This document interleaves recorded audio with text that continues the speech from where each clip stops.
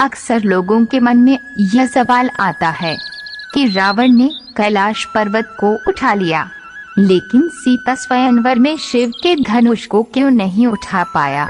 भगवान शिव का धनुष बहुत ही शक्तिशाली और चमत्कारिक था। इस धनुष को भगवान शिव ने स्वयं अपने हाथों से बनाया था।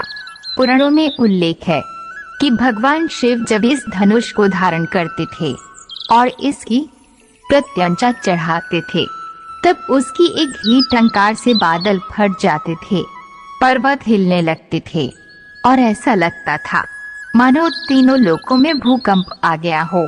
भगवान शिव के इस धनुष का नाम पिनाक था।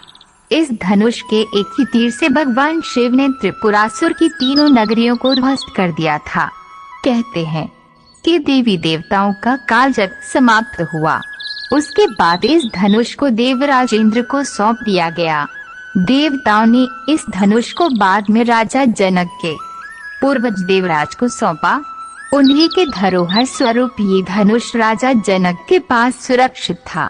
राजा जनक इसको अपने महल में पूर्ण रूप से संरक्षित करके रखते थे। एक बार अचानक बाल्यावस्था में देवी सीता ने खेल खेल में उस धनुष को उठा लिया, जिसको देखकर राजा जनक आश्चर्यचकित हो गए।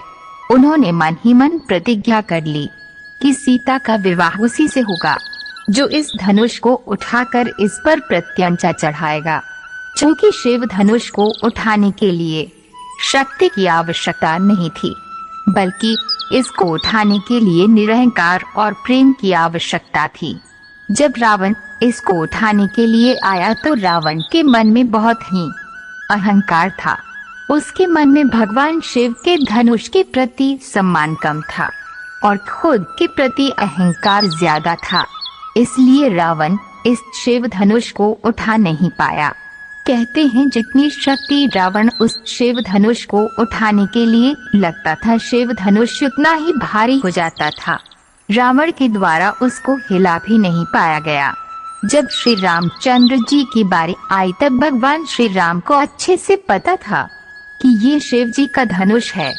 श्री राम ने सम्मान के साथ उस धनुष को प्रणाम किया, धनुष की परिक्रमा की और फिर उठा लिया।